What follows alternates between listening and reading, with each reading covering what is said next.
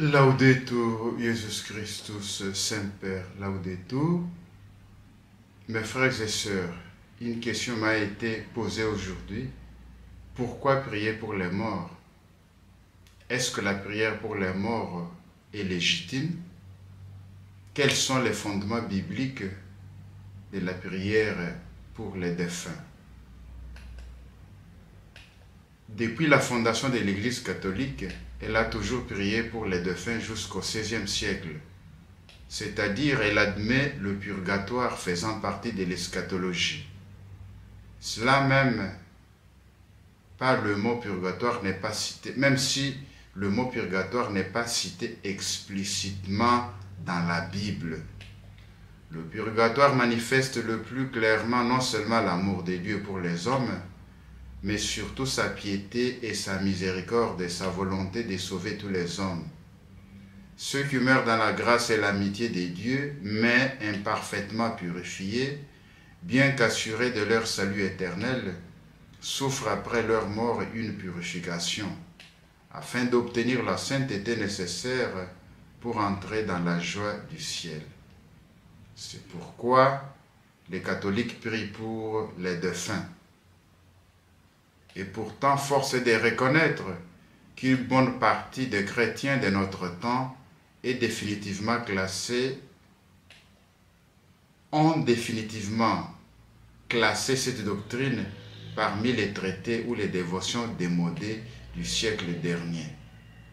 N'a-t-on pas laissé sous-entendre tout récemment que le purgatoire est une invention de l'Église catholique pour aider les fidèles à faire leur deuil?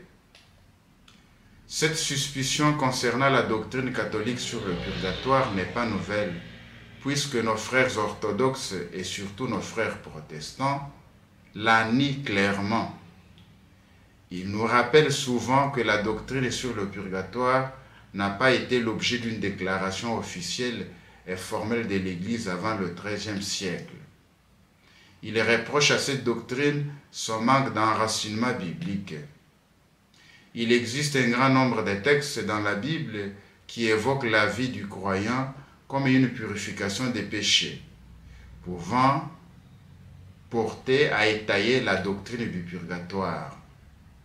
On peut trouver deux textes dans la Bible.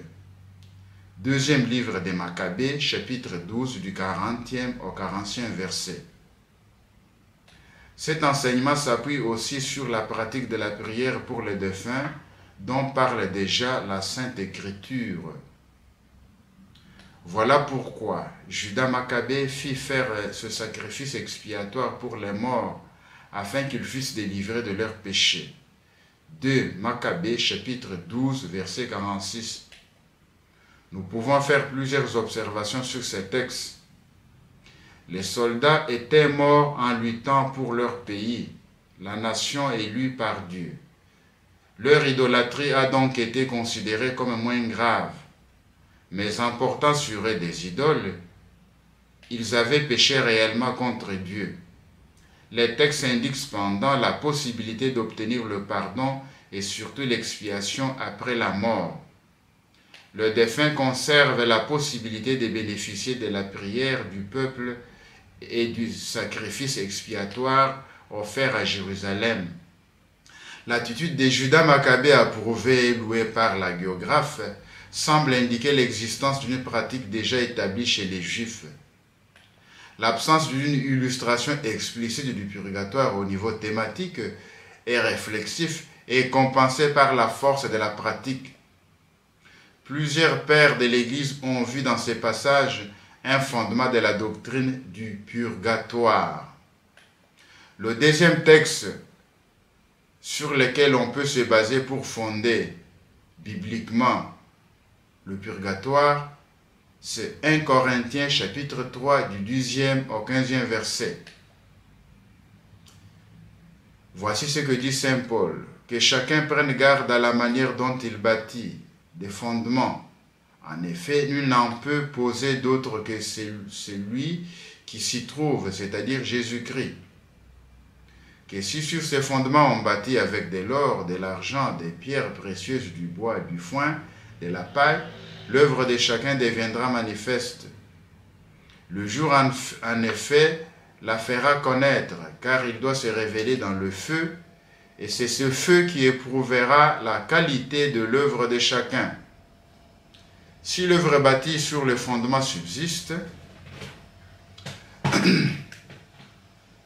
l'ouvrier recevra une récompense. Si son œuvre est consumée, il en subira la perte. Quant à lui, il sera sauvé, mais comme à travers le feu.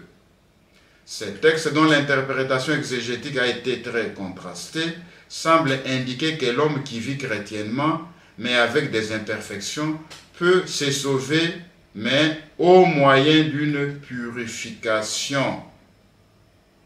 Il est vrai que le texte ne dit pas absolument rien quant à la durée, au moment précis et même à la nature de cette purification. Toutefois, il ressort de ces textes les points suivants. Il y a une distinction entre les sortes de celui qui a été parfaitement fidèle à Dieu. L'ouvrier recevra une récompense, verset 14, et celui qui ne l'a pas été. Si son œuvre est consumée, il en subira la perte, verset 15. Il ne s'agit pas d'un repentir personnel au sens strict, mais d'une purification qui est comme imposée aux pécheurs. Cette purification advient à travers le feu. Ce feu purificateur est lié à la manifestation du Christ. Le jour, en effet, la fera connaître, car il doit se révéler dans le feu. Verset 13. Et au jugement, c'est ce feu qui éprouvera la qualité de l'œuvre de chacun. Verset 13. Ces passages fournissent donc les principaux éléments capables de fonder la doctrine d'une purification eschatologique. S'il manque des aspects significatifs de la doctrine catholique, ils seront mis en relief par la réflexion théologique et par la vie de l'Église en les tirant de l'ensemble du corps de la révélation chrétienne. Lorsqu'on meurt, il y a deux destinées fixes. Celui qui meurt en état de grâce va directement au paradis. Il est sauvé éternellement. Tandis que celui qui, de son vivant, a tourné le dos à Dieu, s'est perdu éternellement. Il va en enfer. Parmi ceux qui sont sauvés, il faut distinguer deux catégories. Ceux qui vont au paradis et ceux qui vont au purgatoire. On l'a dit, celui qui va au paradis est sauvé pour toujours, tandis que celui qui a cru en Dieu a fourni les efforts pour vivre en grâce de Dieu, mais ne s'est pas complètement purifié, il va au purgatoire pour se purifier. Cela étant, la prière pour les morts concerne justement cette catégorie des défunts. La difficulté que nous avons, c'est de savoir l'essor exact d'une personne lorsqu'elle meurt. Est-elle sauvée ou damnée? Est-elle en enfer ou au purgatoire ou au paradis? C'est pourquoi nous prions en général pour tous les morts. Pour celui qui est au paradis, notre prière se transforme en action de grâce. Pour celui qui est au purgatoire, notre prière l'aide à se purifier, tandis que pour celui qui est en enfer où les prières n'entrent pas, le Seigneur détourne ses prières pour ceux qui en ont besoin. Les négateurs de la prière pour les défunts se basent principalement sur Luc chapitre 19, du 19e au 31e verset, ou à la mort du riche qui va en enfer, tandis que Lazare va au paradis. Le riche du lieu où il se trouve ne peut recevoir aucune aide. C'est-à-dire, il est en enfer, son sort est scellé. Mais en Maccabée, en 2 Maccabée, chapitre 12, verset 43, et en 1 Corinthiens, chapitre 3, du 10e au 15e verset, l'essor n'est pas scellé. On peut prier pour les défunts. En effet, il faut éviter la généralisation abusive. Il faut distinguer les choses. Celui qui s'est complètement détourné des dieux ou a vécu dans les abominations, certes, où il a professé sa foi en Satan, il ne s'est pas converti, certes, il va en enfer. Par contre, celui qui fournit des efforts sur la terre, cherche à se convertir, n'est pas arrivé à se purifier complètement, lorsqu'il meurt, il est sauvé, mais a besoin de se purifier au purgatoire. C'est là que nos prières, nous les vivants, sont nécessaires pour nos morts. Le purgatoire existe. Il consiste en une purification très douloureuse.